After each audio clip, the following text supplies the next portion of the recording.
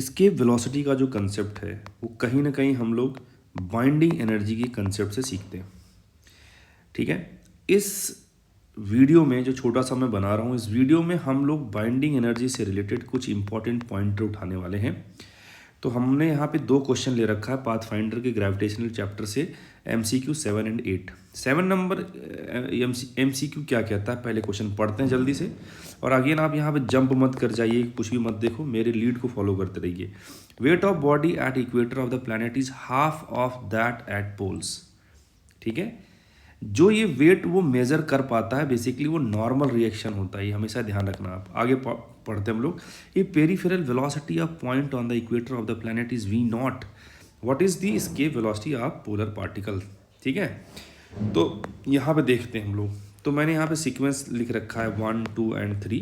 पहले 1 की बात करते हैं। इस डायग्राम को देखो, ये मैंने बनाया, यहाँ पे पोलर पार्टिकल को बना दिया।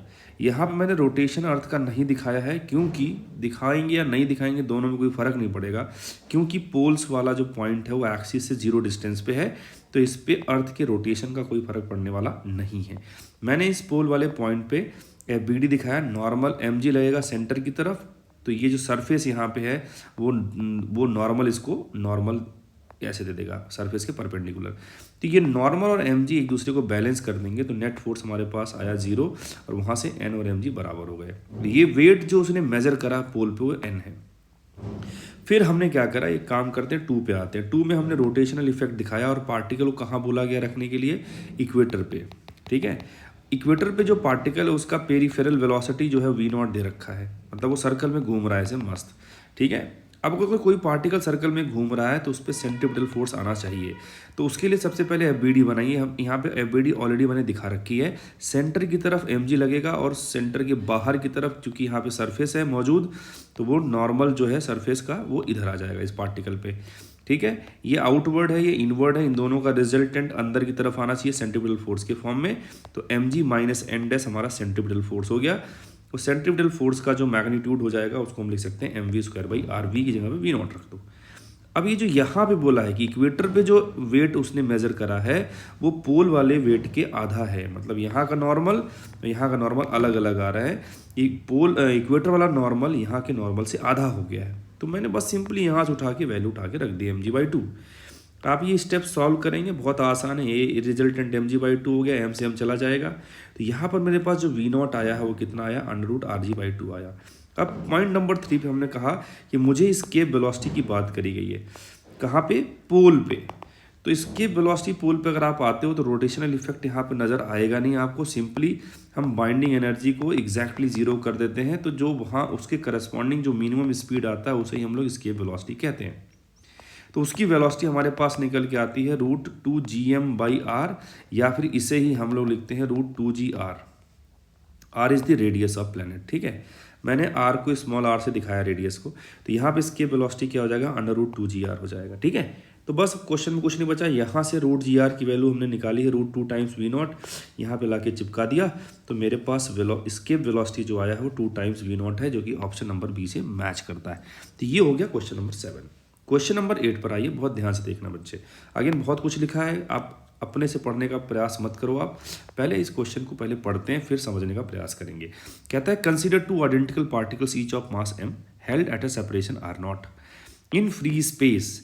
One of them is given a velocity V naught perpendicular to r0 and the other one is simultaneously released.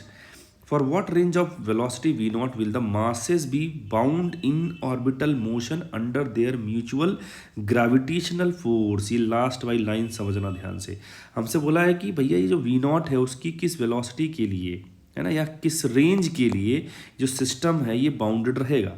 ठीक है, तो आप सभी लोगों ने ग्रेविटेशन में पढ़ा होगा कि फॉर बाउंडेड सिस्टम जो टोटल मैकेनिकल एनर्जी होती है, जिसे हम लोग बाइंडिंग एनर्जी भी कहते हैं, वो लेस देन 0 होना चाहिए। लेकिन ये जो लेस देन 0 कहते हैं, ये इसके साथ आप एक टर्म और जोड़ा करो कि ये binding energy in centre of mass frame है ना। बाइंडिंग एनर्जी किस फ्रेम में, सेंटर ऑफ मास फ्रेम में नेगेटिव होनी चाहिए।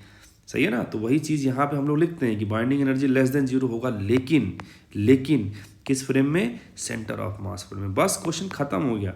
ये हमने बना दिया जो सिचुएशन दे रखा था कि उनको ज्वाइन करने वाली जो लाइन है या आर नॉट जो डिस्टेंस है उसमें उसके परपेंडिकुलर डायरेक्शन में एक पार्टिकल को वी नॉट स्पीड दे दिया, दूसरे को छोड़ दिया जीरो वेलोसिटी से। सेंटर ऑफ मास फ्रेम में क्या हो जाएगा, तो सेंटर ऑफ मास फ्रेम में आप बैठोगे, VCM कितना आएगा, V0/2 आएगा ना, m1v1 plus m2v2 upon m1 plus m2 से। ठीक है, आई होप ये सब लोग जानते होंगे। तो VCM हमारे पास V0/2 आ गया ऊपर की तरफ।